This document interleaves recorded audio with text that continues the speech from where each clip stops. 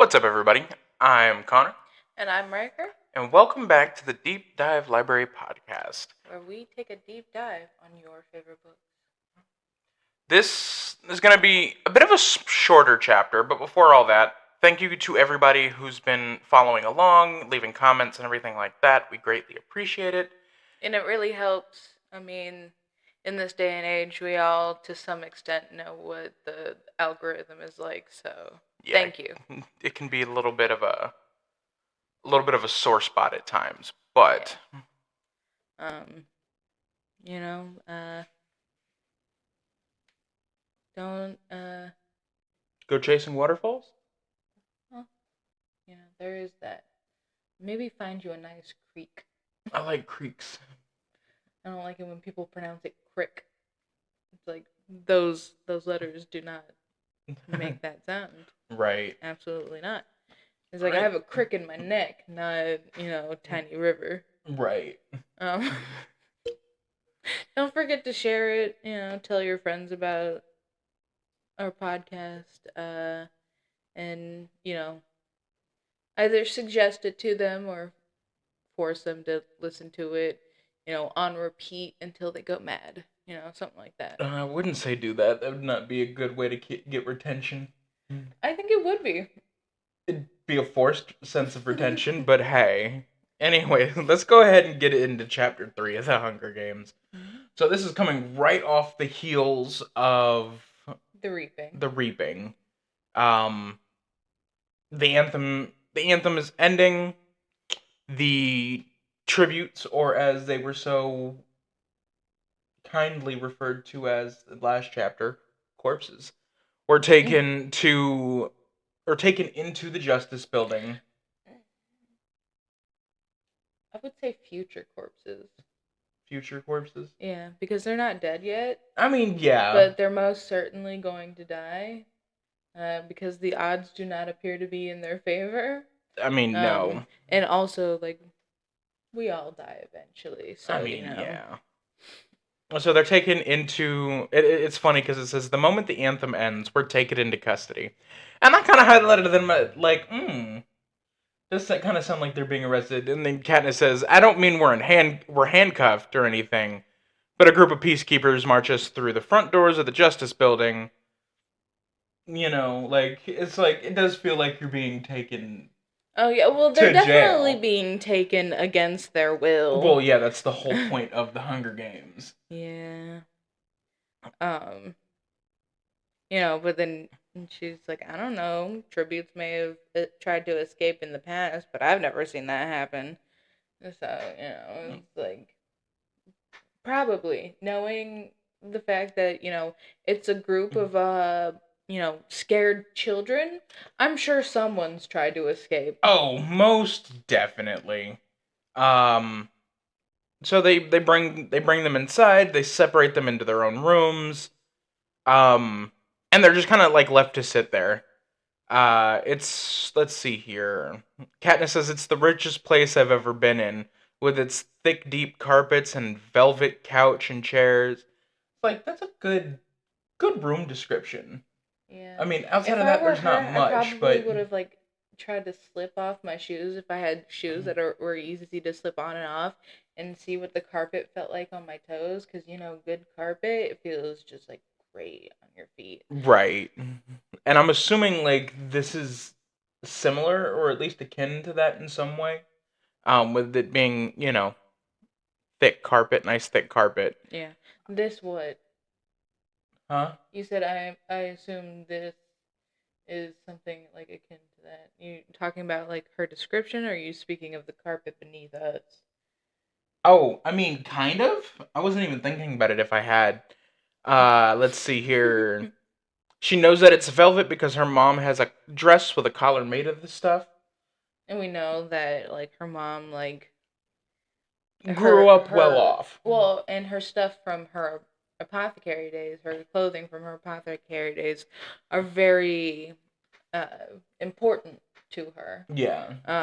So, like,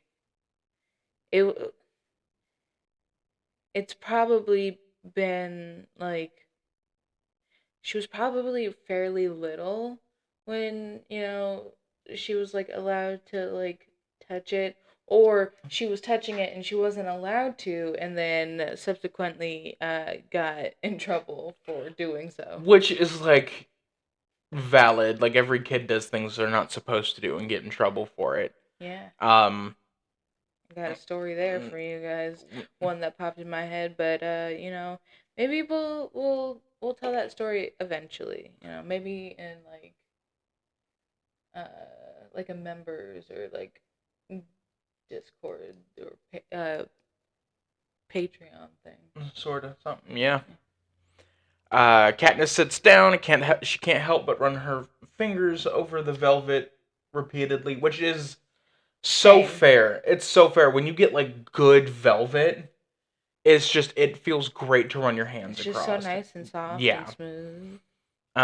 She's thinking about she's thinking about her loved ones and everything. She's like, well, if when they come in here, I can't cry. Crying is not an option. If I'm crying, then they're gonna see that on camera eventually that I was crying, and it goes back to that whole thing from chapter 2 where she's like, I cannot be seen as a weakling. Yeah. Katniss is very, very, very so much playing against herself right now Yeah. in a lot of ways, and it's not her fault. Um, she just volunteered to save her sister's life into something she does not agree with. She's very much so scared out of her gourd. Like she doesn't want to do this. They can't even afford gourds. No. Do they even know what gourds look like? Probably. I was just making a joke. Well, I don't know if there's any mentions of gourds within District 12. I think.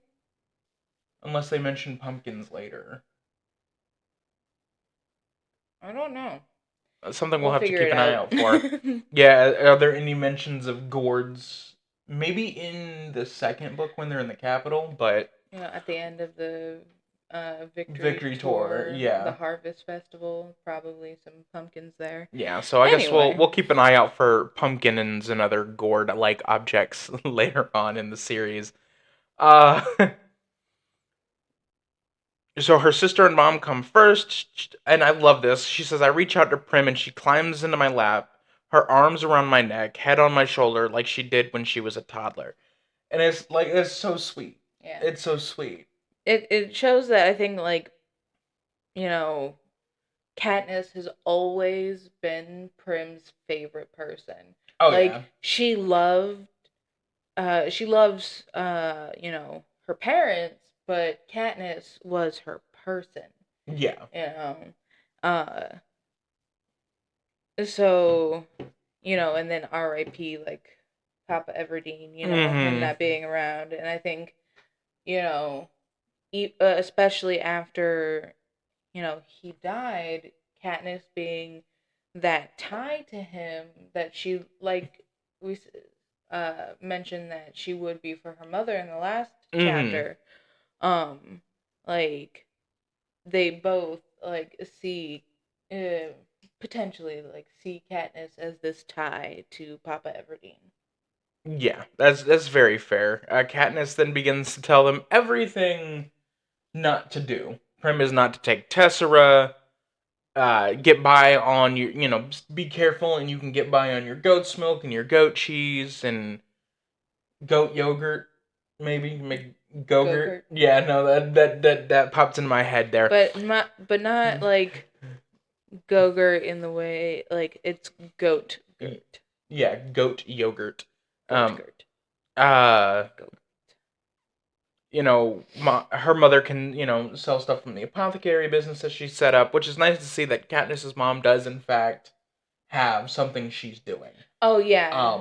I mean, because like up until now, it's just like okay, she's sitting at home letting Katniss do all of the Yeah, things, and and she's just like, and it's hinted at that her mom does things after she started feeling better, but you don't really know what exactly. And I think we said something about it in during chapter 2's episode, that she starts running an apothecary business. Um, I think so. I don't know. It's been a long week, I think guys. we referenced it just because that in chapter 2 they talk about people getting injured and everything. They come to her mother's house and it's like, yeah, she comes there because she's got this little apothecary thing going on. Yeah. And I completely forgot that it was mentioned here. Yeah. Um, you And we know, hadn't read that far yet. Not that we haven't read these books before, but yeah, we just hadn't made it here in the most recent run. yeah. Let's see.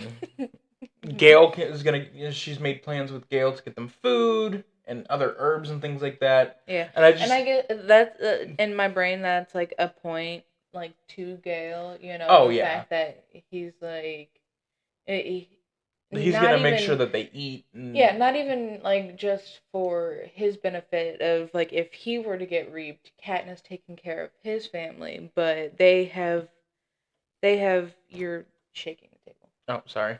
Um, they have made this pact that if either of them are to go into the games, that they will take care of each other's family, make sure Right. that they are being fed. Right. And uh Continue. it's really hard to when I can see the microphone on the corner of my eye. Stop it.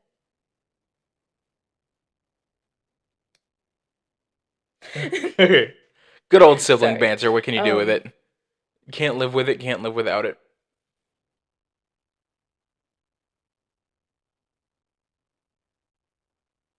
You forgot where you were, didn't you? No, you said that, and Did the Muppets pop into your head?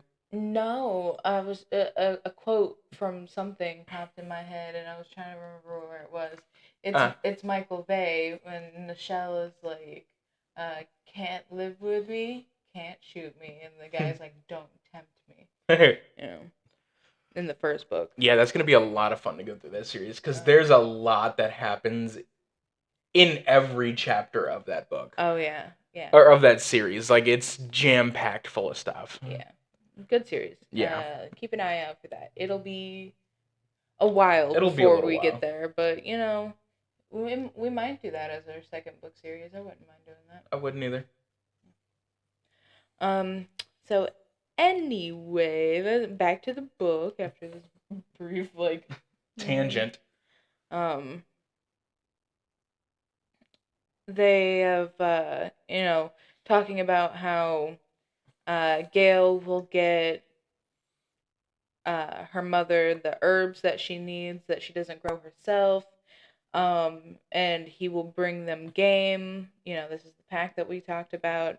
And that he probably won't ask for compensation, but they should thank him with some kind of trade like milk or medicine. Yeah. Because it's like he's, you know, yes, Katniss is his best friend, but he's also not responsible for her family. No. So, like, he is going out of his way to make sure to get these things for them to further their ability to live. Yeah.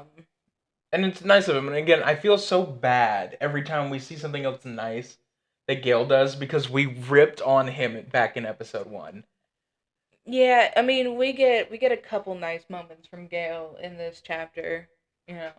Right. So, oopsie. But I mean, it's not unwarranted. Not so oopsie. Yeah. You But know. also, But we're also looking into the future for a lot of this stuff as well. Yeah. So. I also think like this here, like in this chapter, is the last time. No, it is. It's the last time that you actually see Gale not in a flashback. What do you mean? Oh, like in this this book? Yeah. Okay, I thought you meant like in general. I'm like, No. In this book, Yeah. like we're only in the third chapter, and this. I mean, but it's also the last time you see her mom and Prim also not in a flashback. Right, because there's no jumps to them outside the games or anything like that. No, because I mean, you'll see when we get to it how the book ends, but you know,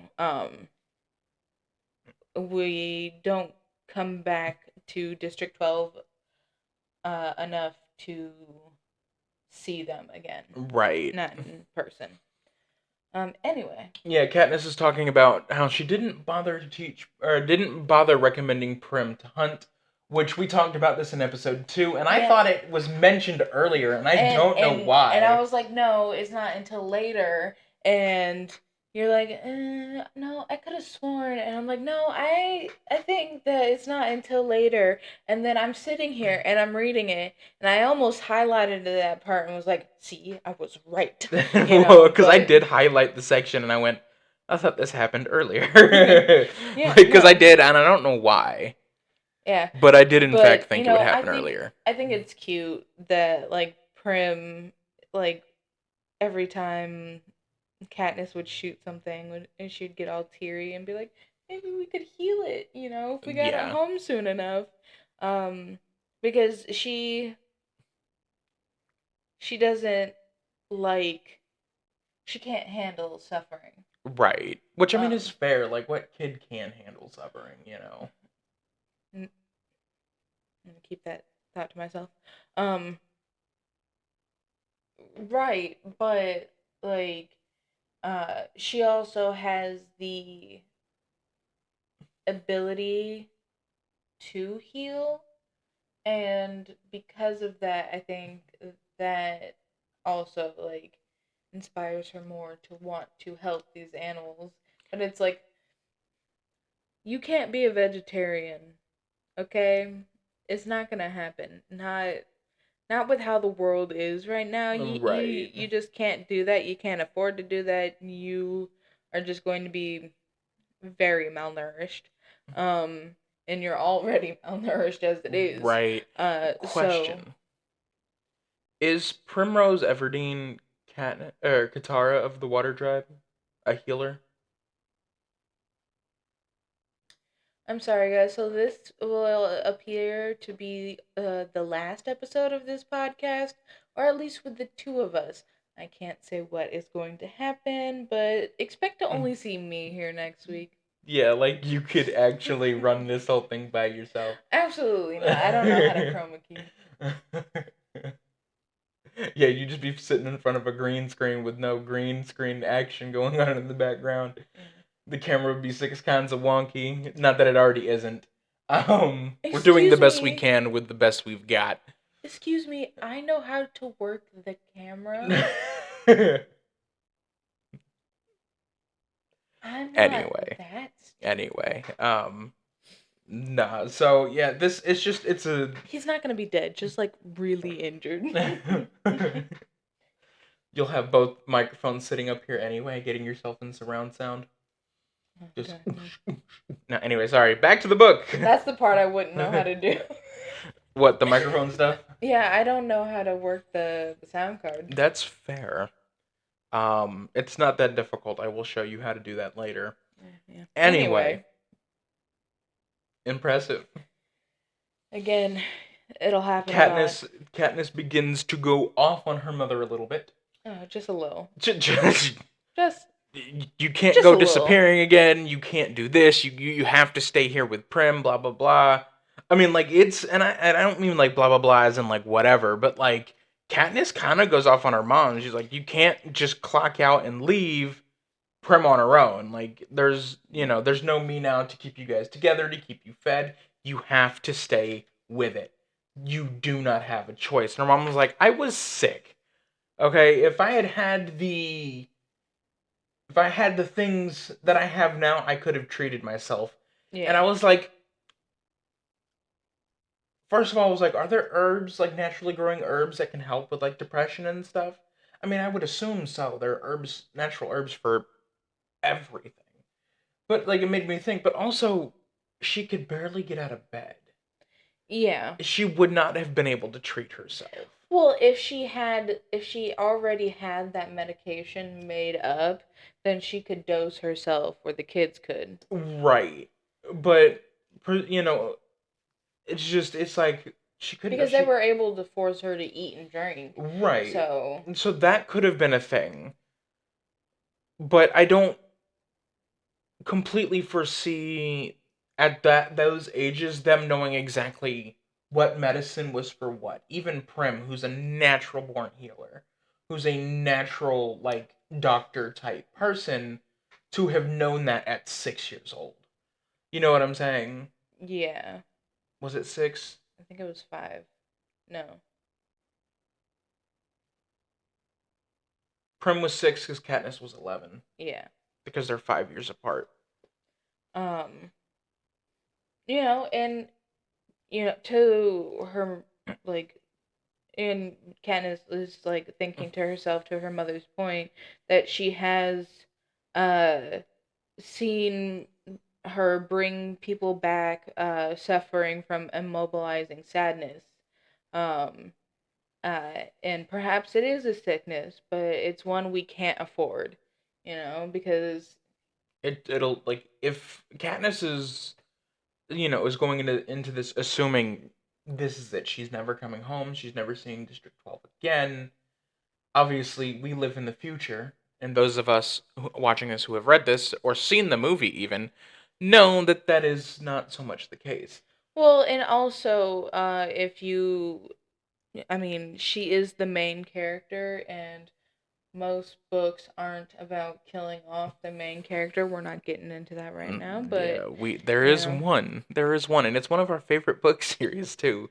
and, We are and we'll and get we angry there, but and not we'll right go now. through that series when we get there. But yeah, no, that If I let us who get there, let me just say I have not read that book since the first time I read that book. I and have not read it over again. I've only read it one other time. Yeah. But the other two I have read multiple times. Drop your Best ideas in guess. the comment as to what you think we might be talking about. And for those of you who know, shut up. No, I'm kidding. No, if you guys know, definitely like No, I meant like for those of them that like know us and know like that this is a particular sore spot for us. Like, right, don't spoil it for the people who don't know us like that. Let them figure it out. See if right. they've read through that. Anyway, but and then she goes on to say, then take it and take care of her. And Prim's like, I'll be all right, Katniss, and like grabs Katniss's face, I love this scene so much. Um, It's so adorable. and she's like, but you have to take care too. You're so fast and brave. Maybe you can win, and I think, she's not just saying that for Katniss. I think she honestly believes that Katniss can win. Mm-hmm. She isn't just, fast and brave, but she's strong uh for being able to go through everything that she's gone through and not have given up. Yeah.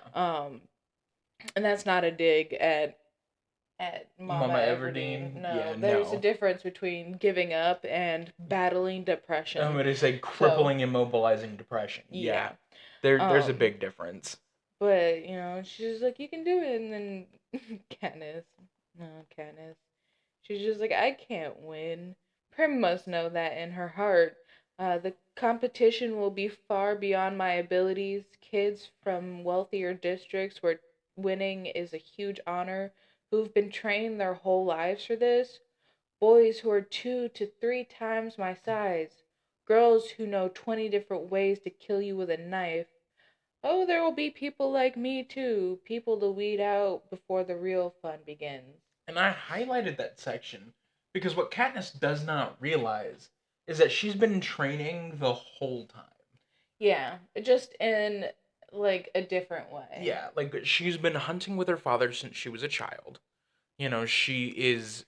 He probably had her out there the moment like she could hold a bow, Yeah, like teaching her how to do it. yeah. Like she's been hunting since she's been using a bow probably as far back as she can remember. Yeah. Um, and that is more to say than any of the careers the career tributes. I mean, like, yeah, they've been, doing strength training and weapons training and all this stuff, but a bow and arrow, even in other forms of media, is still considered incredibly rare. I mean, like, look at like Hawkeye or the Green Arrow; they're constantly mocked. Yeah. Excuse me, because excuse me, You because good? they use a bow. Yeah. It's like, well, how many arrows did you bring? I don't know, all of them. Well, how many was that? I don't know, 12. Like you see memes like that all over the place. Yeah. It's like people always underestimate the archer, but you never underestimate the archer. Because I don't think people really understand unless they like actually try to do it themselves, just how difficult it is to use a bow accurately. Yeah, like Like I it have. definitely takes some training and it takes strength. Like you gotta have that shoulder strength to be able to pull, pull that string back. Yeah, and like I have a bow. It's currently in an unusable state.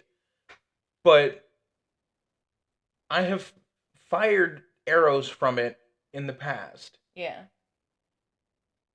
That thing's got like and this isn't like crazy because I mean there are some bows that have like 150 pound pull weight on the strings, but mine's got like a 80 or 90 pound pull. Oh, I know, because I can't pull it. Um, like there's a lot of tension you have to put on that bowstring to get it to the point where you can launch an arrow from it. Yeah. I mean, and for me personally, once I can get it back with the compound bow, because that's the kind you have. Yeah, it's the Yeah, compound. it's a compound Um, I've never tried to pull a string on a regular on a style standard bow. recurve. Um, but on the compound bow, once I get the string back, I do have the strength to keep it back. Yeah, because Uh, once it's in that setup position, yeah. Like all the work is basically done. yeah, You just it's the need, getting it back, yeah. and it's a struggle for me. But like I some am a some weak old man. war bows, especially from like medieval times, had 120, 150 pound pull weight. And these were also bows that were oftentimes taller than the archer wielding them and designed to lob arrows over Great vast distances. distances. Yeah. Um, you know, so like, but yeah, like people always underestimate the archer. You never underestimate the archer, and Katniss is another great example of that as we get into the later parts of this story. Yeah, but I mean, she's underestimating herself. Mm-hmm. But she tells Prim maybe, and she's like, because I can hardly tell my mother to carry on, if I have already given up myself. Besides, it isn't in my nature to go out without a fight, even when things seem insurmountable. Yeah. And I would like to go off on a quick tangent, real quick. Okay. I love that word.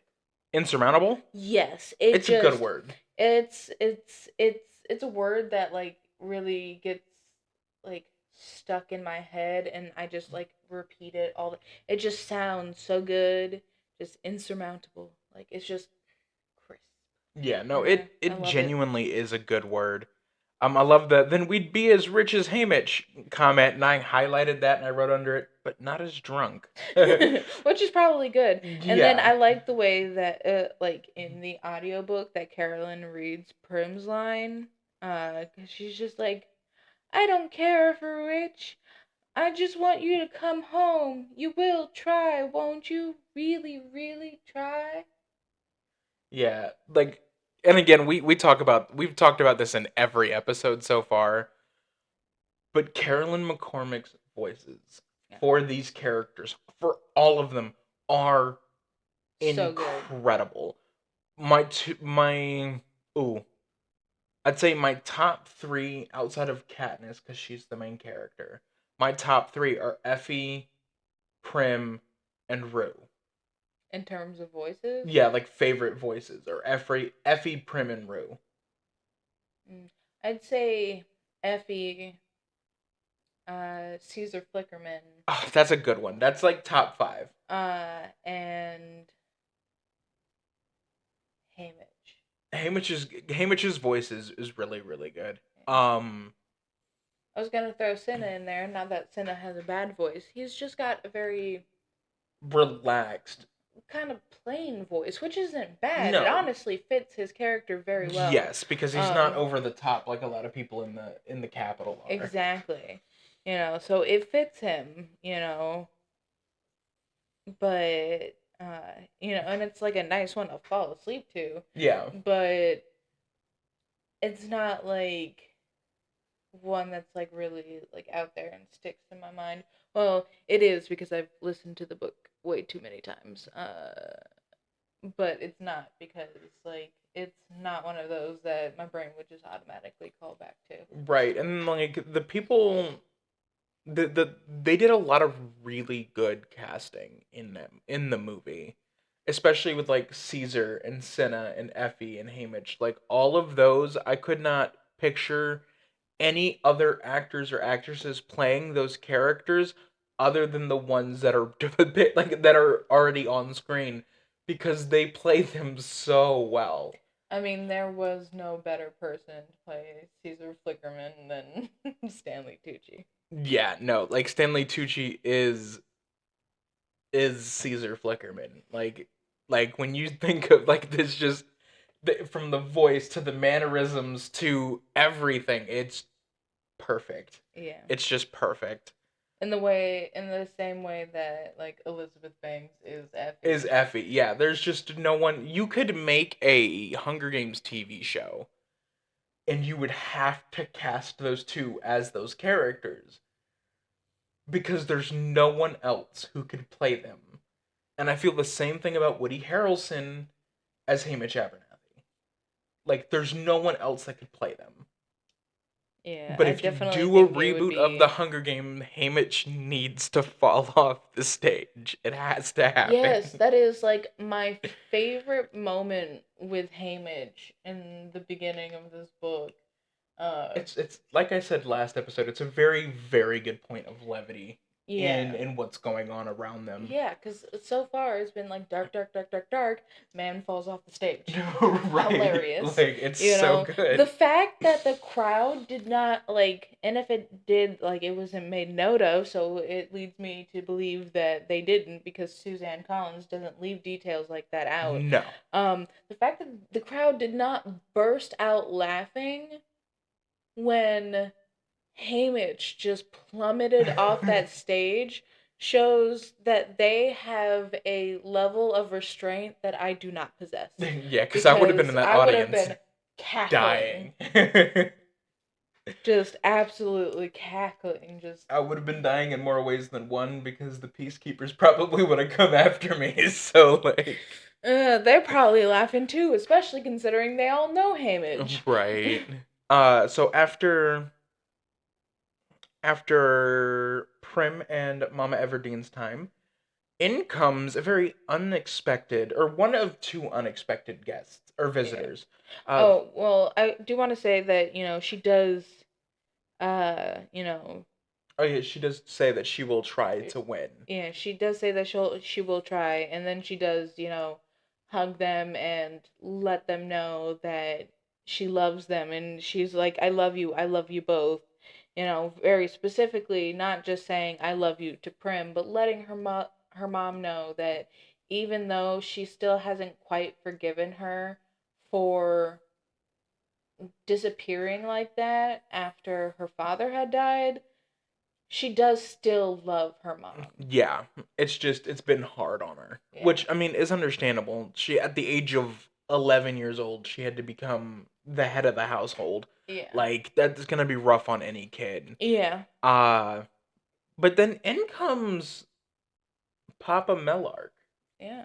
which I remember the first time I read through this, I was very shocked. Um, Mostly because you wouldn't expect Peeta's dad, of Hmm. all people, to come and say hello. What are you laughing at? I happened to glance over at your book and see what line you had highlighted. or it just happens to be like bleeding in through the next page. And that that line just always makes me giggle. It's a pretty good line, and well, you see what I wrote next to it, but we'll get there in just a second. Um, he doesn't say much, but he hands Katniss over a box of cookies, and he said that he'd keep an eye on the little girl. I think is the lines he uses. Um, Well, I mean, that's really, the 90% of the extent of their interaction. well, and then like a whole bunch of sitting in silence. But you Yeah, just said we would get to that line soon, but then jump to the very end yeah, of their interaction. So because that I confused me. I'm going to go back to it. You Um, confuse me. Peeta's father. She could not believe that Peeta's dad had come to visit her. After all, she'd be trying to kill his son soon, which is just a great line. It is. It's It's a great, so and I good. highlighted that, and I'm like, well, sort of. Spoilers. Uh, Sorry, that's a different fandom.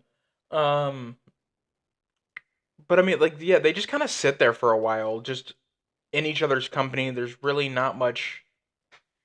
Well, and I mean, she makes note that like he kind of knows her, but he knows Prim even better. And that when she sells her goat cheese at the Hob, she always puts two aside for him. And he always gives her a generous amount of bread, in exchange. Yeah, Um, but she also says we always wait to trade with him when his witch of a wife isn't around because he's so much nicer. I feel certain he would never have hit his son the way she did over the burned bread. yeah, and that is that. Peeta's mom is not a nice person. Yeah. Um, and there's a line, and I want to say it's in the next chapter that is just heartbreaking. Oh, yeah, that just really grinds it in there that she is She's just not a nice she's just a person. bitch. Like there's no other way around it. She's a bitch. Yeah. Um, but we'll get to that line later. Well, in another episode. Yeah. But And I mean, he gives her the cookies.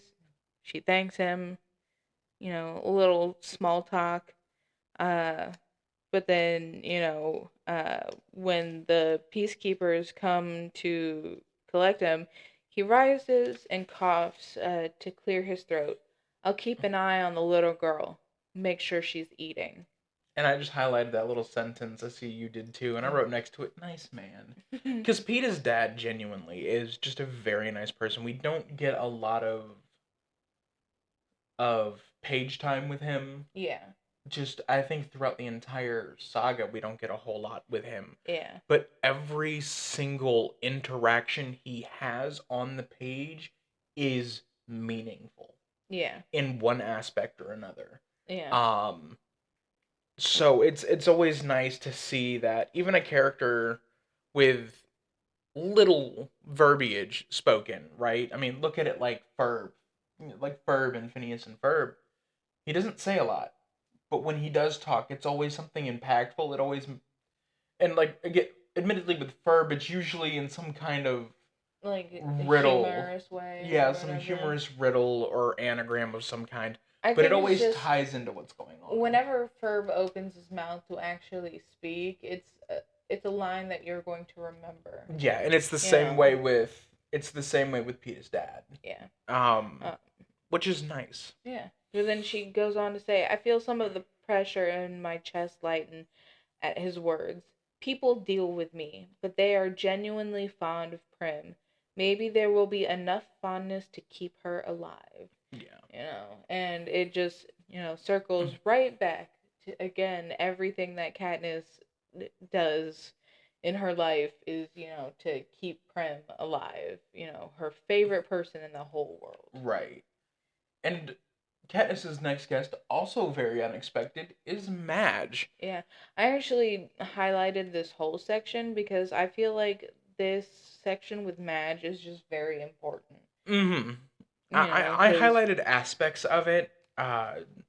but I don't disagree with you at all. I think this whole interaction is super important, not only for Katniss, but in a way, an overarching plot of the story.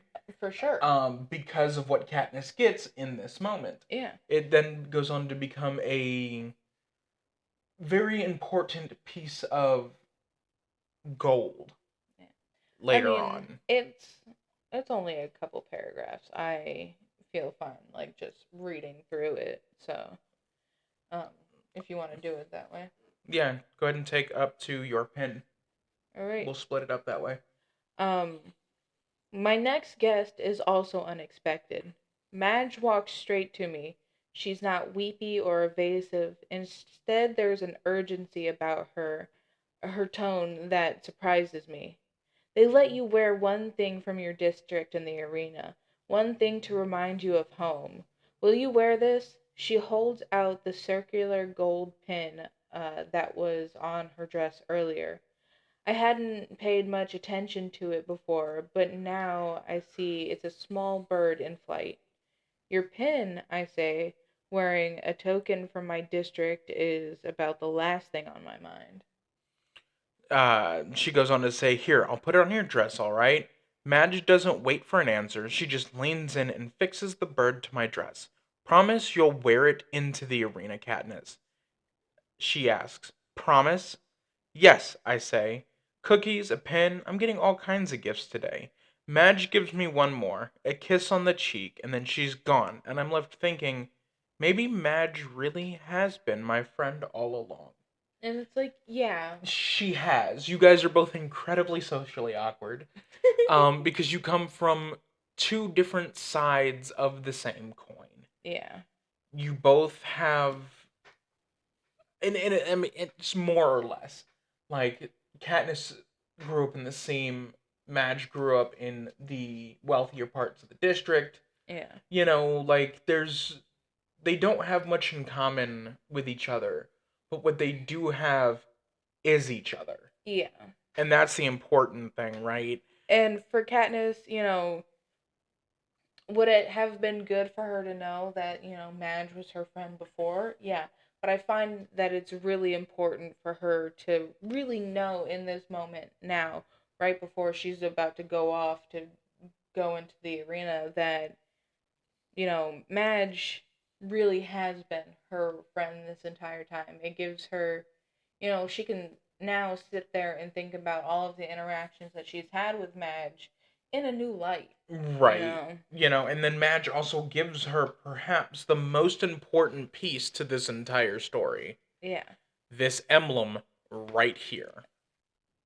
The Mockingjay pin. Mine doesn't have the This circle on it. Ooh. this pin is the most important, or one of the most important things in the entire series. Yeah. Though I will say that the image of it here is not like what it's described in the book to be like. But I do Right. like this imagery. I mean, it is attached at the wings. I mean, this looks more like was laid over this instead of attached to it.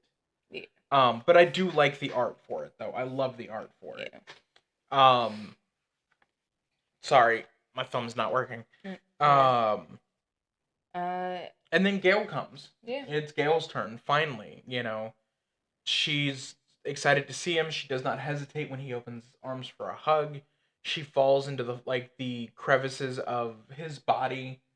She goes on to talk about how She's very familiar, with his with body, his scent, the sound of his heartbeat. She's like, I know it from. from quiet moments on a hunt. Yeah, but for the first time, I really feel it, which I think is kind of important because again, it's a good Gale moment, and Yeah. we do have a lot of good Gale moments. Yeah. But after this, they become fewer and farther in between. Um, Well, at no fault of his own. after this, we Well, only see Gale in the rest of this book. We only see Gale in flashbacks, right.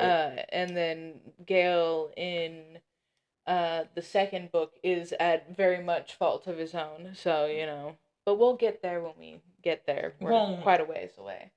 yes and no, because I'm thinking of a specific scene in book two. With all the new peacekeepers and everything, like how what the hell is he supposed to know? Well, yeah, not that. But the way he acts towards Katniss and everyone else Oh yeah, no, is that very much at fault of his own. yes, that is on Um, him. But again, we'll get there. He goes on to tell her that getting a knife should be pretty easy, but you've got to get your hands on a bow. That's your best chance.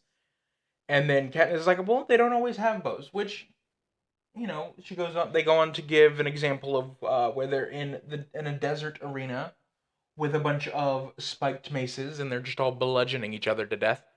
And another of a it uh, doesn't say a desert arena. It just says, I say thinking of the year where there was only horrible spiked maces that the tributes had to bludgeon one another to death with. yeah, which I could not imagine sitting in the Capitol. Well, first of all, I couldn't imagine sitting in the Capitol. Period. But I couldn't imagine sitting there watching this and going, yeah! Like, I just can't imagine that. No. Like, this is like a sports ball game to them, and it's just ridiculous. Yeah, and like I'm not even a sports ball fan, so. Um, there's, Gail then tells her to make one, saying that even a weak bow is better than no bow at all. right.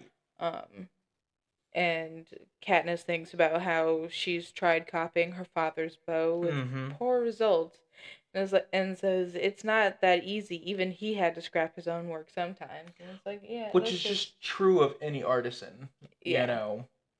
it's just how it works. Right. You're not going to get it perfect every single time, No. no matter how much you want to. Katniss like, well, there's not always wood, and he's like, well, recently, yes. And she's like, another year. I'm reading these lines specifically because it gives us little glimpses into other arenas, um, and into other games, and I think that that's important to like start to imagine what these specific games are going to be like. Um, but she's like, another year, they tossed everyone into a landscape of nothing but boulders and sand and scruffy bushes. I particularly hated that year. Many contestants were bitten by venomous snakes or went insane from thirst.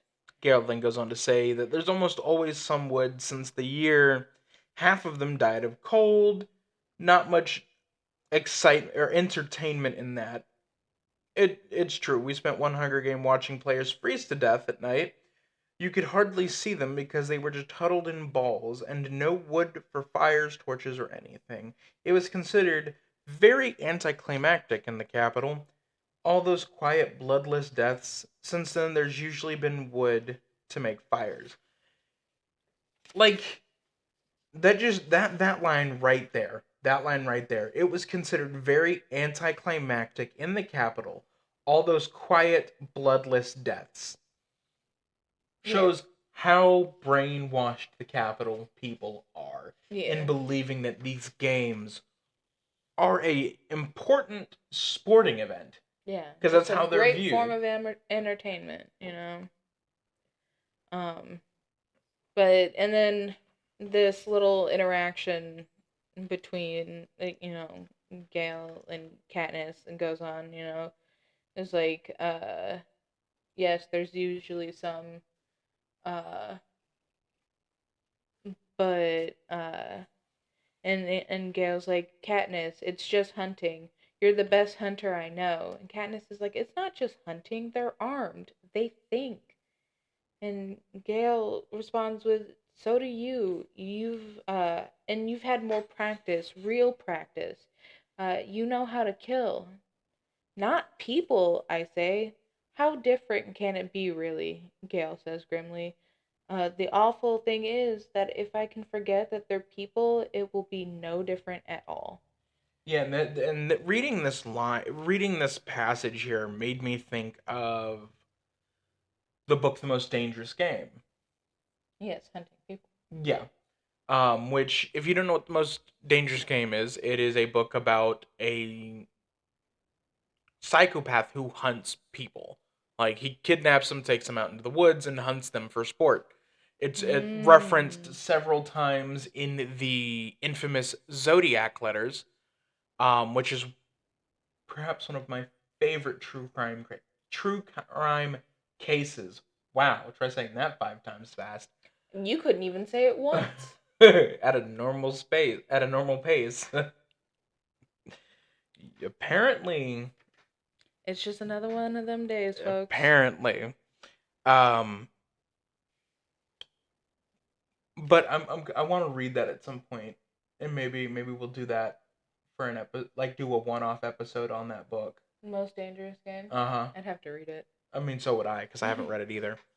But yeah, maybe we can do that because we do want to do some one-off episode stuff once in a while with like books that are interesting, but probably you know aren't known enough to make an entire I wouldn't say necessarily not season known out enough of. to not make an entire season out of, but like the way we Excuse me. plan on doing it is that excuse me, you know, the series will be a season. So, uh, one-off books are not part of a series and therefore they are not a season. We can do Right. multiple episodes if we want, but it'd be like probably no more than 3 on a one-off book. Right. So Yeah. let us know if that's something you'd be interested in, especially with like true crime novels and stuff, because we both are really into true crime. So doing some of those might be a little fun. Doing like one-off episodes or doing like little mini series, mini seasons of like a true crime novel. Yeah. But if you're gonna recommend a true crime novel, it needs to be based on actual true crime events, not just a fiction based true crime novel. Um. So yeah. Um and after this, the peacekeepers come in to get Gale too soon, and Katniss cries out to him, "Don't let them starve." Uh, and he's like, "I won't. I won't. Katniss, remember I." And then the peacekeepers pull them apart and slam the door between them. She was like, "I'll never know what it is he wanted me to remember." And I'm like, well, because I highlighted that as well as you can see. Yeah. And I'm like, he could have told her after the fact, but he never does. No. Um. And she probably forgot about it, Oh, probably. given the trauma she goes through. For sure. Uh, It's a book laden with trauma. so after that, they are loaded into cars, which Katniss has never been into. Yeah. They say, she says that everywhere they go in the seam is basically they just travel by foot. Sometimes on a cart. Um, like, uh, Yeah. yeah. So she's been not she's been she you know Wagons, that's the word I she was comes to looking the for. realization that she was right not to cry, because the station is swarming with reporters and their insect-like cameras trained directly on my face, and it made me curious because Mm-hmm. of the third book. We haven't gotten Right. I know. But It was how many of them are Avoxes? probably most of them. Just little insight there. I mean, again, that's a future thing, and we haven't even learned what Avoxes are yet. No. But it made me curious as to how many of the cameramen are. And for those of you who are like following this along fresh and you don't know what an Avox is, we'll get there In the next couple in the next. chapters. I want to say it's in the next chapter. Mayhem. Where they absolutely rag on Susie Carmichael. I think is her. No, that's a Rugrats character. What the heck? How about you just stay on where we are? That might be a good idea. But Yeah. why did Susie Why was that the name I don't know, and it's definitely not in the next chapter because the first chapter in the capital, uh, the first word is rip, as they rip the hair off of her when she's going through. Oh Yeah, yeah. Ah, I cannot wait to get to the prep team. I love the prep team so we'll much. get there. We'll get there. Uh, Anyway, here, and she says makes note about how like PETA, on the other hand, has obviously been crying, right. because he's got the red eyes and probably a red nose and whatnot, but he's not trying to cover it up, uh, and she wonders if that will be his strategy in the games, to appear weak and frightened, to reassure the other tributes that he is no competition at all, uh, and then come out fighting. Right. And she's Yeah. like, that'd be a great strategy. And I'm like, well, he's got a little bit of a different strategy, but we'll get there. Um, that's kind of like a big plot thing, so I won't go into that now. What the hell are you talking about? She says that's a great strategy. Huh? And she goes on to say, she said it worked very well for a girl named Joanna Mason. So she's saying it's. She goes on to say that it's not a bad strategy. I'm just saying now that he's got a different strategy in mind. Well, except for the fact that that's not what she says. She says that Joanna Mason does that, from District 7 a few years back. She seemed like such a sniveling little cowardly fool that no one bothered to about her until there was only a handful of tributes left. But she also goes on to say this seems an odd strategy for Peter Mellark because he's a baker's son. All those years of having enough to eat and hauling bread trays around have made him broad shouldered and strong. It will take an awful lot of weeping to convince anyone to overlook him. So she Yes. is not sitting here saying that that would be a good plan for him. I didn't say she was saying it would be a good plan for him. I'm saying she's saying that it's not a bad strategy because she has seen where it has worked. Right, but also it PETA's wouldn't just too it large. it wouldn't be a great strategy, especially if it's only been a few years since Joanna Mason won, because then People would be expecting almost it. expecting it, right? Exactly. But at You the know, same time, it's like if the right person goes to play it off and they can play it off right now, I do think PETA could play off that angle. I don't think he could. I think he could, but I think that's a he's discussion for a side episode maybe. yeah, maybe. Um, but I think he could. But yeah, she says that she turned out it turned out she could clear she could kill viciously. Um, my brain started mixing words again. Yeah, it does that sometimes. Um, pretty clever the way she played it, but it seemed yeah, it goes she goes that. Yeah, but Um, the part that I just read. yeah, Um, I do also want to point out this is the first mention of a Victor's name that we get that's not not Hamish. I wouldn't say a drunken mess, but yeah, hey Mitch. Well, yes, both of those things are true. So they have to stand there in the doorway to the train for a little while, which I would hate this part of it. Yeah, just Yeah, like just to stand there and smile and appear to be happy and like well, they're like she's definitely just standing there stone faced. stone face. But I mean like I don't mean happy in like traditional terms. Just appear to be pleasant. Let's put it that I doubt that bit either. They way. just have to stand there. But I mean, it's I would hate it so much. Oh yeah, no, so would I. But not because of having to look pleasant or anything, just because I wouldn't want to be Yeah. in that situation. No. I think the only ones of the tributes who would be like happy or whatever are the vicious ones from the career districts. Yeah. So after a few minutes, they mercifully close the train door, or the train doors close mercifully behind them, and the train begins moving at once.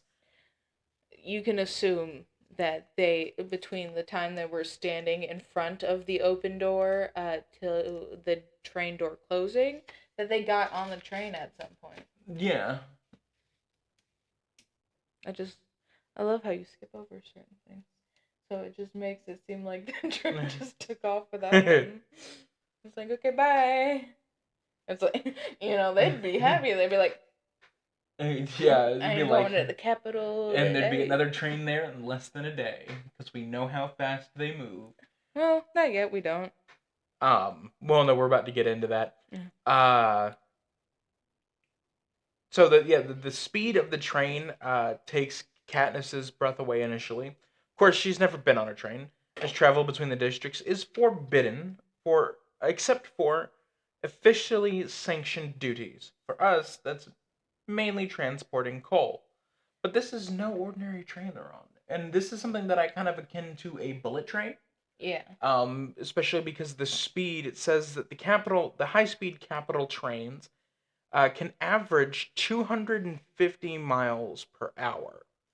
And is that distance traveled in an hour, or is that the top speed of the train? Um, Because it's not clear, it's not overly clear. I can guarantee that not only do I not know, but Katniss doesn't either. But either way, that's incredibly fast. If you're traveling 250 miles in an hour, you'd have to be going, well, at least 250 miles. So I'm assuming it's the train's movement speed is 250. Yeah. Because it does go on to say that their journey to the capital would take less than a day. And I'm assuming less than a day is probably 12 to 16 hours. Um, because of where we know the Appalachians are versus the Rockies. Like, they're on opposite sides of the country. But you haven't even gotten to that part. Right. I have in my head. You haven't out loud. So yeah, in school they tell us that the capital is built in a place once called the Rockies, and District 12 was in a region known as Appalachia, or Appalachia, or however it is that many different people pronounce it many different ways. Here we call it the Appalachians. Um, Even hundreds of years ago they mined coal here, which is why our miners have to dig so deep, and somehow it all comes back to coal at school. Um, But yeah, I mean, like that distance, that's a big distance. So to take less than a day by train, assuming 250 miles per hour, like well, I'd say maybe 10 to 12 hours. I always think that when she says less than a day, talking about like a 24-hour day, Right. because the reaping starts at 2. Mhm. And so it is presumably over and done with by 3. Like yeah, like the They get an meetings and hour for their everything. goodbyes, so 4. And then they get to the capital like late morning, early afternoon.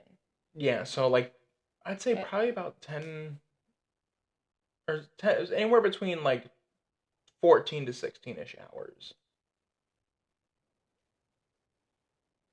Folks, I don't think he can count. If they get on the road, Mm-hmm. if they are, let's say, for math's sake, Mm-hmm. they are leaving at 4:30 p.m., Mm-hmm. right? Mm-hmm. They pull out of the station, they're doing 250 miles an hour through the districts and all the twists and turns and valleys and dips. Mm-hmm. And they're arriving there late morning, Mm-hmm. right? Mm-hmm. If it takes less than a day, 12 hours, Would be 4:30 in the morning. right? Late morning is anywhere between 10 to 11:30. At least that's what I consider late morning. I don't know about the audience. If you consider it anything else, you're wrong. So that would be about 16 to 18ish, give or take.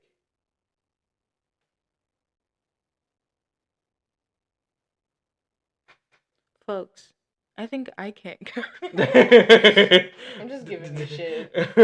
I'm about I to just say wanted like you to walk me through I'm gonna that. say like I'm like I know I'm bad at math, but I'm not that bad at math. No, I have to give you shit where I can because it's um fun. Good time for me. so I'm sorry that we just like took like 5 minutes of your life to talk about math with times because I wanted to do something stupid. trying to see if I paid the math budget this week, aren't you? It appears that you did. Sort of. My numbers changed a couple times, but once I actually sat there and thought about it, I'm like, wait, no, it would make more sense for it to be this. But anyway, uh, Someone had to pay it this week because it wasn't me. Katniss goes on to talk about how everything in District 12 is coal related, um, except for the weekly lecture. Except for the weekly lecture on the history of Panem, it's mostly a lot of blather about what we owe the capital. I know there must be more than that. They are telling us an actual account of what happened during the rebellion. And I highlighted that because oftentimes victory or history is told through the eyes of the victor. Yeah. In a lot of cases. And that's exactly what's happening in this universe here. All cases, I think. Well, not that the losers don't have like accounts of what happened, but I think what is generally told is whatever the victors have decided to write about the situation. which in a lot of, again, that's why I say most cases, because I guarantee you there are examples of where that's not the case, but we'll say the vast majority of the time Yeah. to kind of coat everything there. Um, she's like, but I don't spend much time thinking about it. Whatever the truth is, I don't see how it will help me get food on the table. Which is fair. Which is fair. Like, she's like, I got better things to think like about. if Katniss could spend an entire school day in the forest, I wonder how much she could really bring home instead of just a few hours here a day, a few hours there a day, a large portion on the weekends. Like, well, I mean, and not even the weekends, but Sunday. yeah.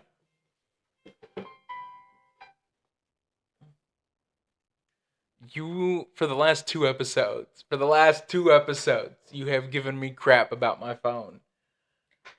I would like to say that my phone is on silent.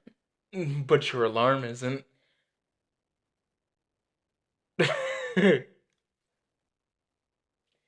You know, other than like for bank robberies and shit like that, silent alarms don't really go over very well. No. But also, we were supposed to be recording this. We were supposed to start recording this like 2 hours ago. So Yeah, but then, breakfast happened. late breakfast. Some might call Goodbye, it pencil. lunch. Nah, it was the first meal I'd eaten today. It was breakfast. There's still some of breakfast. Let's see. Katniss is now on the train so the tribute train is even fancier than the room in the Justice Building. We are each given our own chambers that have a bedroom, a dressing area, and a private bathroom with hot and cold running water. We don't have hot water at home unless we boil it. I'm not gonna say boil unless we boil it. Um, Why not? Unless we boil it. because I don't want to. Either way. All right then. uh, which is just kind of like sad to think that hot running water is not accessible to them, um, at all times. As a person who has access to hot running water, yeah, I prefer, taking a hot shower. Although sometimes a cold shower is a very nice thing. A cold shower can be a very nice thing, but if I am hot and I'm getting in the shower to cool down, I am not immediately going to cold. No, you don't want to shock I your body. Yeah, I go to hot first and then I slowly turn it down to cold. I mean, not only because do I not want to shock my body, but if I'm standing in the wrong position, then it's like, you Yeah. know, So the drawers are filled with fine clothes, and Effie Trinket tells me to do anything I want, wear anything I want. Everything is at my disposal. Just be ready for supper. In about an hour. So Katniss peels off her mother's blue dress, takes a hot shower, which she's never taken before, and she equates it to equates it to being in a summer rain, only warmer. Which I love that descriptor because any place that gets like hot summer rains, like that's such an accurate description. what I think is interesting is we get a lot of summer rain here, but more often than not, it's like cold. Yeah, like It's like it kind of sucks. I kind of like it. She picks out a dark green shirt and a pair of pants, and I'm just like, hunter mentality. She picks out specifically a dark color that she could then wear on, like, it just, in my head, that's like where makes the connection in my head. Well, She picks out the darker colors because she's used to hunting, and in hunting, you want colors you can blend into your background with. yeah. And it just kind of makes sense to me. At the last minute, she remembers Madge's little gold pin, and for the first time, she gets a good look at it. It is as if someone had fashioned a small golden bird, then attached a ring around it. The bird is connected to the ring only using its wingtips. Suddenly, she recognizes this bird. It's a mockingjay, which are funny little birds. Something of a slap in the face to the capital. During the rebellion and the war, the capital manufactured these mutations, or as they're more commonly known as, mutts called jabberjays, and they had the ability to record entire conversations. And then they were homing birds, so they'd fly back to their nest, deliver the information, it would get recorded, and the rebels' plans were thwarted. Well, the rebels then caught on and started sending, and this is something I feel like we would do. And by we, I mean just like We as a society, not we the people sitting here at this table. Yes. They would then start recording false informational messages and having those birds then sent back. Well, the Capitol was like, well, yeah, this isn't really playing to how we wanted it to. Cut the program. So they cut the program and then released all the mockingbirds or the jabberjays. The jabberjays. They just left them in the wild to die. And well, that didn't play out. Well, some of them. Why are you telling me? We're going into that. I'm speaking. No, I'm kidding. They did die out, but before they could all die out, some of the jabberjays, which were all male. I don't remember if you mentioned. I don't think I did. They were all male birds. Ended up mating with female mockingbirds and creating a new species of bird called mockingjays. And that's the bird that is on this pin that Madge has given to Katniss. That pin. Bird. Right there. Yeah, that pin. Again, this description or this illustration is different than the description, but it is still very, very nice. I still love it very much. It's a good one. I like the addition of the arrow. I think it's not. I think it fits within the Hunger Games theme very much so. So it's not a bad change in my opinion.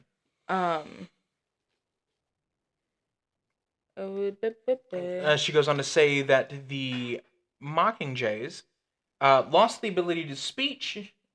Lost the ability. He also lost the ability to speech, but I love the fact that we don't edit these videos outside of like pausing them momentarily, because people just see our flubs and we just roll right through them. And well, roll through them, but I wouldn't say we roll right through them. It's like we take little detours through them, and then Yeah. eventually we end up on the other side. But I know which is. they had lost the ability to speak, but could still mimic human sounds and like song voices.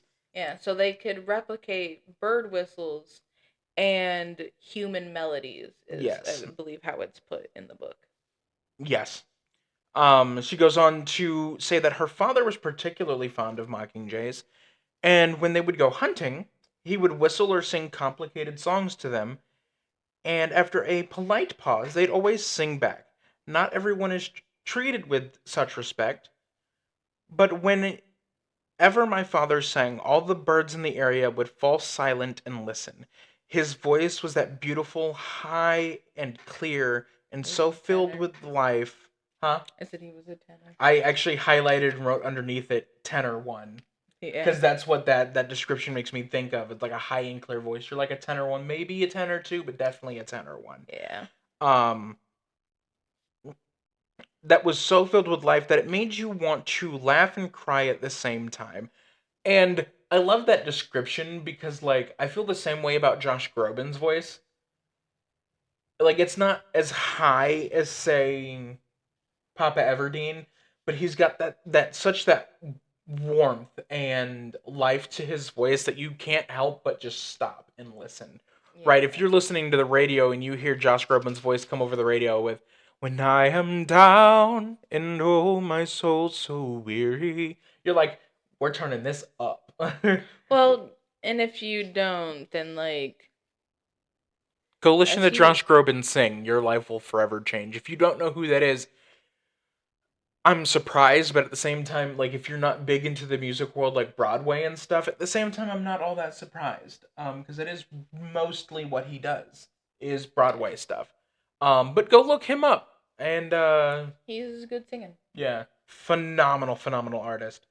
But there's something comforting about this little bird. She says it's like having a piece of my father with me, protecting me, and I love that. Yeah. That she's able to make that connection.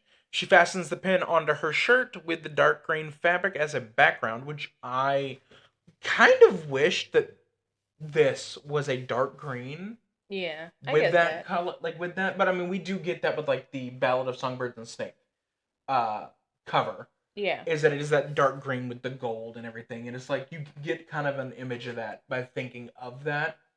Yeah. So it works out either way. Effie. Well, or she's like, I can almost imagine the mockingjay flying through the trees. Yes, and I love that descriptor. Yeah. Just this book is filled with so many good descriptive words. Suzanne Collins is so good at describing out scenery. It's incredible the way she describes out scenery. Like, like, she's really good at, like, describing everything. If there's something not in it, in the book, then it's, like, intentional. Right. You know, she doesn't do anything, uh, without, like, thought around Hmm. it. Like, so, Where is it? Yes. So just as an example of what I'm talking about with incredible scenic sorry. descriptions, this goes back to chapter one. It says, "We settle back into the nook in the rocks. From this place we are invisible but have a clear view of the valley, which is teeming with summer life, greens to gather, roots to dig, fish iridescent in the sunlight. The day is glorious, with a blue sky and a soft breeze. The food's wonderful, with the cheese seeping into the warm bread and the berries bursting in our mouths. Everything would be perfect if this really was a holiday. If all the day off meant was roaming the mountains with Gale and hunting for tonight's supper." Now, you might remember that he actually called out that part and read that paragraph in our first episode. And if you don't, you can go back and find it, or you can just, you know, back it up, listen to him read it again, and it'll be almost the same. Um, but yes, no, like the way she describes like scenery, is just. I won't say that the scenery is always beautiful, because it's not, but the way she's able to describe it in so much detail is Yeah. beautiful. Um. Let's see here. Effie comes to collect Katniss for supper, and I want to make this meal. Dinner. I want to make this meal. Oh, it sounds so It good. sounds so good. So, she leads her into the dining hall or dining car, dining room, with its polished paneled walls. There's a table where all the dishes are neatly breakable, highly breakable. Highly breakable. Um, Pizza is already sitting and waiting for everyone else to join. Amish, oh my gosh. And Hamish is missing from the table, yeah, and which Effie Effie makes. is like, "Where's Hamish?" Sorry, that's how Carolyn says it. uh, Peter's like, the last time I saw him, he was going to take a nap. yeah, You know. which fair, right? He's Well, it has been an exhausting day. that was so good. Thank That you. was so good. I love Effie's voice so much. Um, I think she's relieved by Hamish's absence, and who can blame her? Supper comes in courses: a thick carrot soup, a green salad, lamb chops and mashed potatoes, cheese and fruit, and a chocolate cake. I really want to make this meal. That's fair. However, and this is a really unpopular opinion, so you can go ahead and get mad at me in the comments for this. I don't like chocolate cake. That's fair. I mean, we can do like a different kind of cake with like a. We can. Do you like German chocolate cake? I've never had it. Oh, really? It's Yeah. got like coconut in it and everything. It's so I do good. like the almond joy cake that mom made, and That's that was fair. chocolate cake, but it tastes like almond joys, and Yeah. Um, so good. but part of me almost wants to record us making that meal, like a nice carrot soup, and like just make out this meal and then like post it as a video. So, would you make the soup like pumpkin soup, where it's all like blended and creamy? Yes, I would do it exactly in that because that's kind of when she says A thick carrot a soup. thick carrot soup, that's exactly what I'm thinking of, like a pureed soup. A pureed carrot soup. Um with a little bit of olive oil on top and like a sprig of like oregano And like or a dollop thyme or of something. like cream or something. Yeah, like so do it did like plate it up almost like a pumpkin soup but it'd be carrot. I think would be But delicious. put pumpkin seeds on top of it. That'd be good. Or something like that. Yeah. Yeah, I think would be great. Now green salad is not very descriptive. No, so we'll maybe do like a salad, do almost like a chicken Caesar style, but instead of doing chicken, we do like we cook up some extra lamb and do it that way. Put that with the salad once it's had time to rest and cool, so it doesn't wilt your leaves. Lamb is expensive. Just doing the lamb chops and mashed potatoes is gonna cost a lot. Yeah, that's fair. But still, I would like to make this meal at some point. I would also like to make the meal from later in the book. Yeah, I know which one you're talking about. Um, The cheese and fruit, got a little charcuterie board yeah. going on. Um, And chocolate cake, is chocolate cakey. yeah. Um, Maybe we could do a chocolate cheesecake instead. Or Because we I do can want to get do back into cheesecake making. or we can do red velvet cake, which is just chocolate cake with red food coloring, so it tastes vastly different. Which makes no sense, by the way. But I love me some red velvet cake. Effie, let's see. Throughout the meal, Effie Trinket keeps reminding us to save space because there's more to come. But I'm stuffing myself because I've never had food like this so good and so much. And because probably the best thing I can do between now and the games is put on a few pounds. Yeah. Yeah, the stuffing herself because she's never had food that good and so much. Like the so good line, funny. The so much kind of sad. Yeah. But then also like the realization that part of the reason why she is doing this is so she can put on weight for the arena. Also, again, a bit sad, but it's like enjoy the food. Yeah, and then it does sound like a delicious meal. Oh yeah. Um, I don't know how it like if I would so much like the carrot soup because I don't like cooked carrots because they get sweet and mushy and gross. yeah, The but you could mushy and grossness, won't matter if they're because pureed. exactly. Um, But so I I think we'd have to season it up in a way that it's not so pulls it back to much. that savory side. Yeah, Yeah. because I think definitely like, I mean, if you do it right, it'll definitely be a savory soup, especially if you mix it with like chicken broth as a base.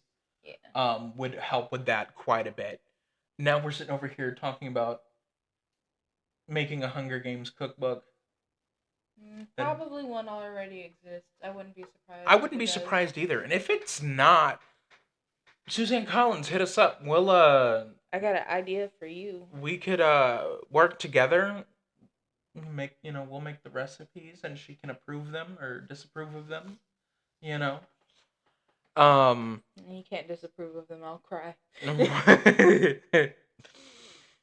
Effie goes on to say, at least you two have decent manners. The pair last year Ate everything with their their hands hands, like a couple of savages.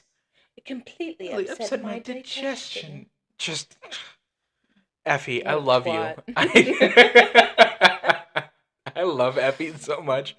But this irritates me. And Katniss says the pair last year were two kids from the seam who'd never, not only Not one one day day in in their their lives. lives, had enough to eat.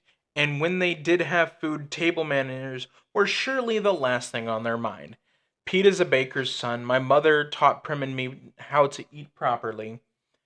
So yes, I can handle a fork and knife, but I hate Effie's comment so much that I make a point to eat the rest of my meal with my fingers, and then wipe my hands on the tablecloth.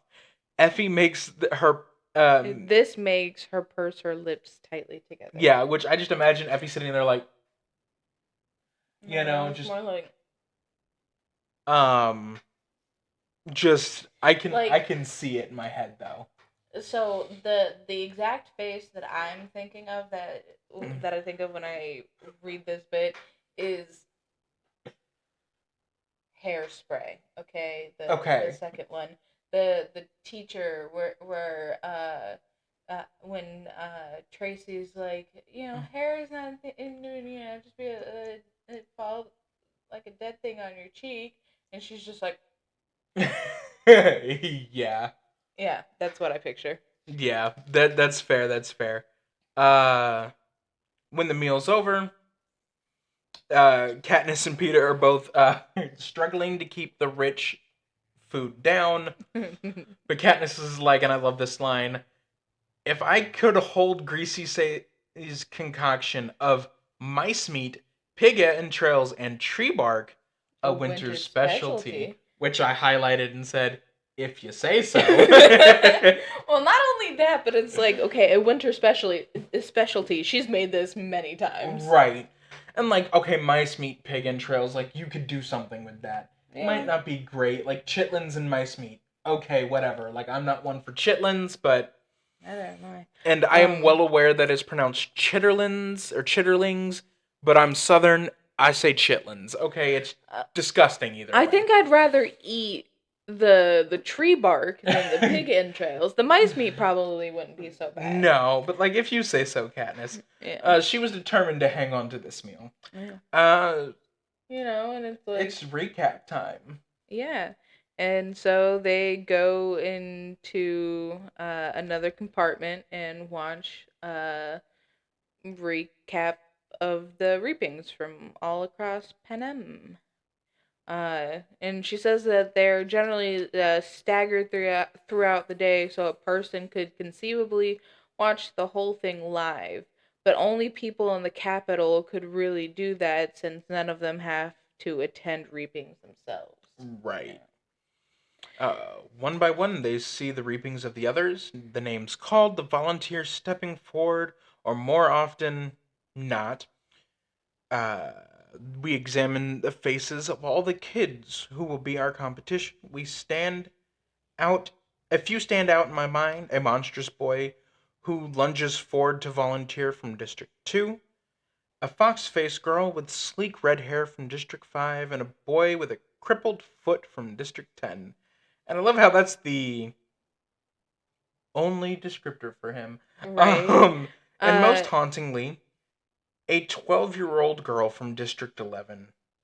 she has dark brown skin and eyes, but other than that, she's very like Prim in size and demeanor. Only when she mounts the stage and they ask for volunteers, all you can hear is the wind whistling through the buildings around her. Which is like sad because this little girl is this is her first reaping. Like, Yeah, she's 12. yeah, you Hmm. know? There's no one willing to take her place. Nope. And last of all, they show District 12. Prim being called, me running forward to volunteer. You can't miss the desperation in my voice as I shove Prim behind me, as if I'm afraid no one will hear me, and they'll take Prim away, but of course, they do here. I see Gail pulling her off me and watch myself mount the stage. The commentators are not sure what to say about the crowd's refusal to applaud, the silent salute. One says that District 12 has always been a bit backward, but that local customs can be charming. As if on cue, Hamage falls off the stage and they groan comically. And this is almost where I picture that I want to say it's Friday meme where they're like, "Damn!" It's kind of like what I picture in my head, just with "ooh," Mm. just Peter or not Peter, Homer Simpson, just no, yeah, Peter Griffin on the ground, just going, ah. Oh, Lord. Peta's name is drawn and he quietly takes his place. We shake hands. They cut to the anthem again, and Gem of Panem. shut up, and the program ends. Effie is disgruntled about the state of her wig. You know, I I get that. If I put that much effort into my appearance and a drunken a drunken fool messed up my hair, I'd be pretty peeved about it too. Yeah, no But kidding. and then she's like, your mentor has a lot to learn about presentation, a lot about televised behavior. Uh, PETA unexpectedly laughs. He was drunk, PETA says. He's drunk every year. Every day, I add. I can't help smirking a little. Effie Trinket makes it sound like Hamish just has somewhat rough manners and that could be corrected with a few tips from her. And it It does does appear to come be that, across that yeah, way, for and it's sure. like, what are you gonna do? he's a he's a drunken mess. Yeah, You know, like, come on, Effie, it's and okay. there's just only so much you can do with him. Yeah. Um, Uh, I find it odd how Effie. Yes, Effie hisses. How odd you two find it amusing. And this is super. This is super super important. I see that you highlighted it. you Um, your mentor is your lifeline to the world in these games. The one who advises you, lines up your sponsors, and dictates the presentation of any gifts. Hamage Image can can well well be the difference difference between between your your life life and and your death. Sorry. no, it's totally okay. This is super important, and this goes for all of the tributes and all of their mentors. This is the first glimpse as what we get, as to what we get, like what the mentors do. Yeah. In the arena, they don't outright speak to their tributes while they're in the arena, but they do have their ways of communicating with them via different types of gifts or this or that, and you kind of see that later within this book once Katniss gets into the I arena. don't think that all of the mentors and tributes have that kind of connection. They might not, but there's no way of really knowing for sure. So I'm kind of under the assumption that maybe they do, maybe they don't. We don't really know. But I would like to assume that they have some kind of way to. Well, because they're not supposed to be able to. like communicate. No. yeah, But I would like to assume that they've all worked out some kind of system with each other. maybe, Um, but I mean, as a way to anyway. kind of cheat the system a little. Um, Um, but then it's like just then Hamish staggers into the compartment. "I miss supper," he says in a slurred voice. Then he vomits all over the expensive carpet and falls in the mess. "So laugh away," says Effie Trinket. She hops in her pointy shoes around the pool of vomit and flees the room. I love the fact that Hamish staggers in, asks if he misses dinner, pukes, and then falls face first into his own puke. I don't Which is know if I would say that. I disgusting. love that. That's gross. I love the descriptor of it. It's hilarious. Yeah. Because you could picture a drunken mess walking in and doing that. Oh, for sure. But that right there, and it's kind of weird to end on a talk of vomit, but that right there brings us to the end of chapter 3. Yeah. Again, it's not a very long chapter. We've still managed to do, We've a lot of managed, talking about it. We've done a lot of talking about other stuff too, though. yeah, we've kind of tangented more this episode than I think we have in previous episodes. And it's bound to happen. But otherwise, this is important. This is an important chapter, but in different ways. Um, making sure that Prim and Mama Everdeen are being taken care of. That goes between her conversation with them and with the baker and with Gail. So, that's covered. Katniss realizing that Madge is actually her friend.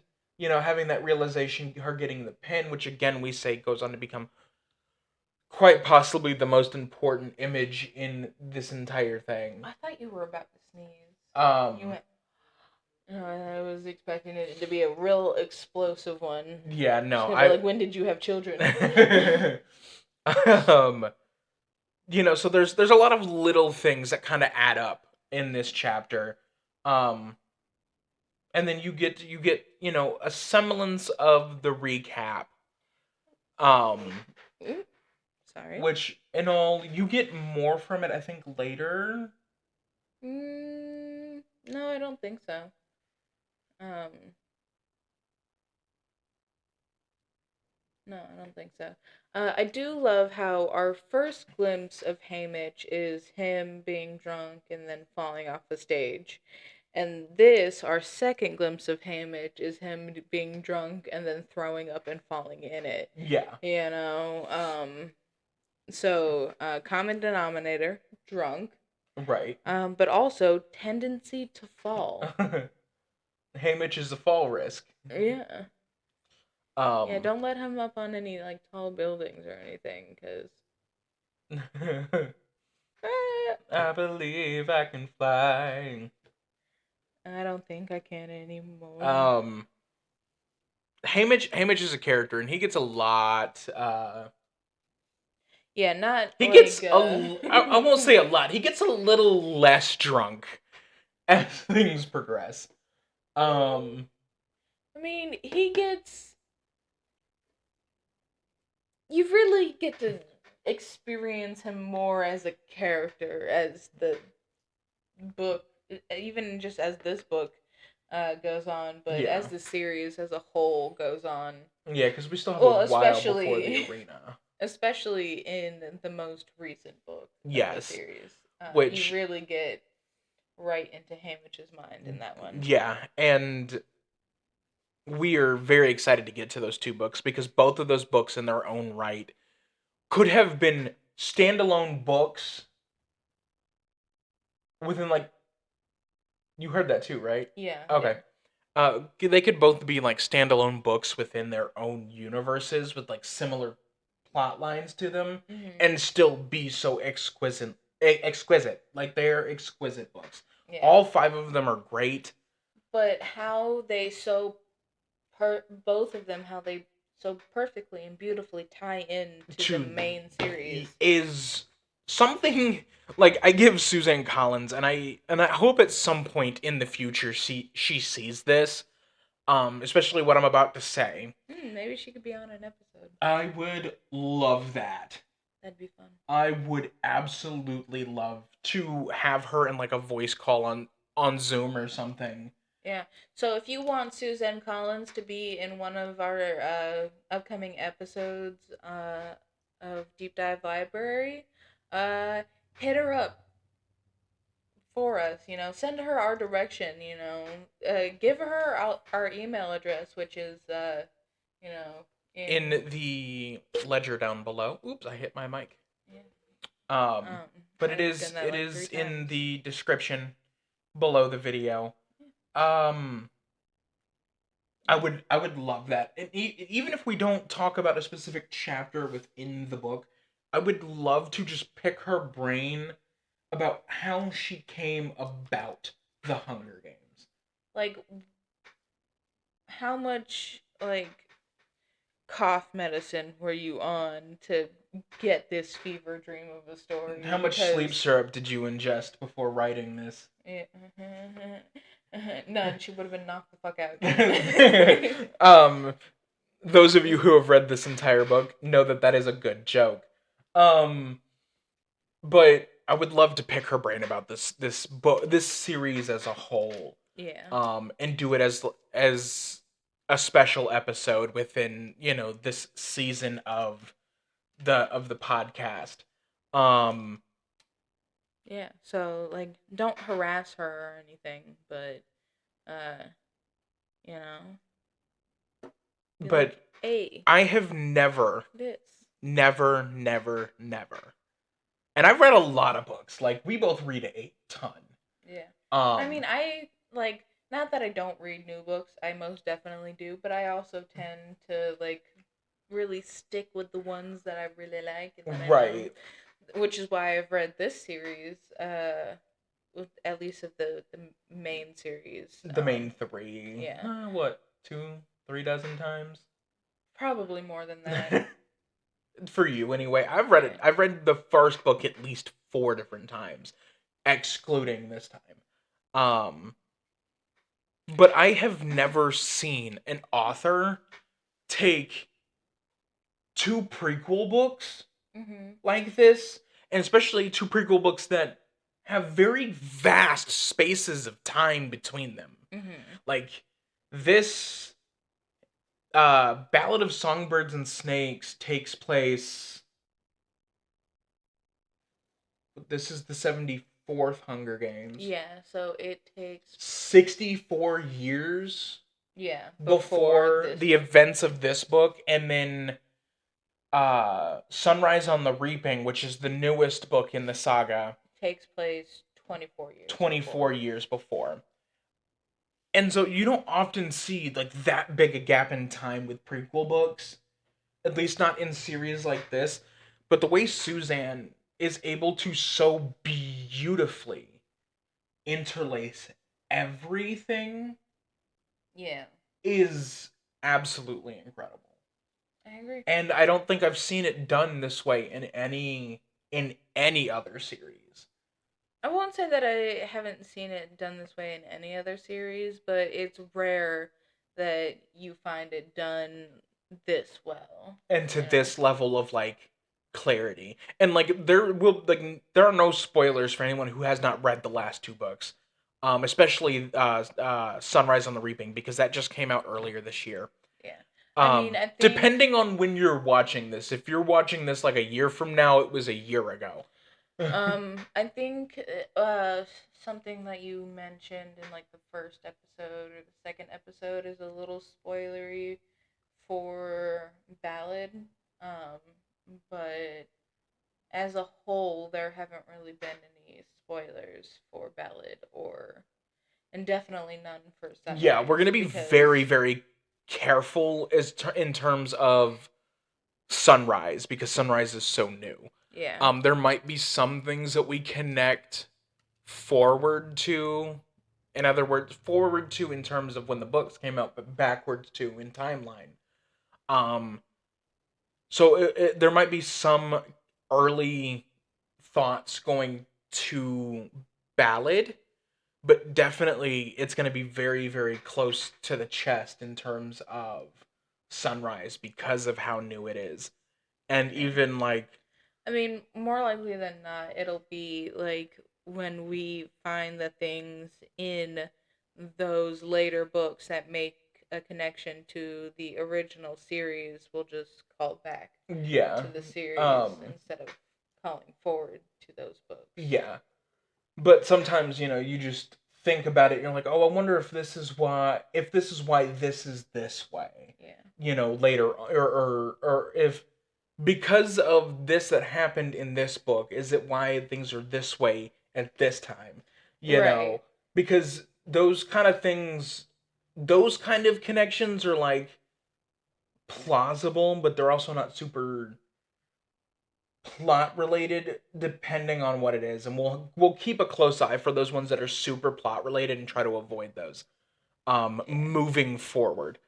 um but yeah, the as I'm so excited for the next couple of chapters as we get into the training hall.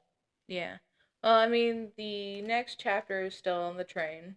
Yeah, Um, I think at the end of next chapters when they yeah, is when they finally pull pull into into the the capital, capital. so we'll start getting some of that imagery those descriptors of the capital and things like that as we get closer, Yeah. because again, Suzanne Collins does a great job describing every scene Yeah. in such an effective and simple way. So Well, before the storm lets loose outside, because I can hear the thunder even if you can't. Um, I think do we have a question for this week to close things off? I want to kind of start doing that. I liked that whole little random question at the end. what was our question last time? How long do you think Katniss would have survived had she not gotten that bread? Oh, So that was last week's question. right. This week's question, hmm, it's a really good question, isn't it? Mhm. What should this week's question be? Ooh, I got a question. What's that? Why did Peeta's father, visit Katniss and give her the cookies? That is a good question. Because, like, yeah, the baker is, a nice guy from what we've been told, but you know, is there a particular, like, could there be a particular reason as to why he did that? Yeah. And if so, what do we think it might be? Put your answers in the comments. What do you think? Why do you think Peeta's dad went to visit Katniss instead of, like, trying to spend more time with his son if he could have? Yeah.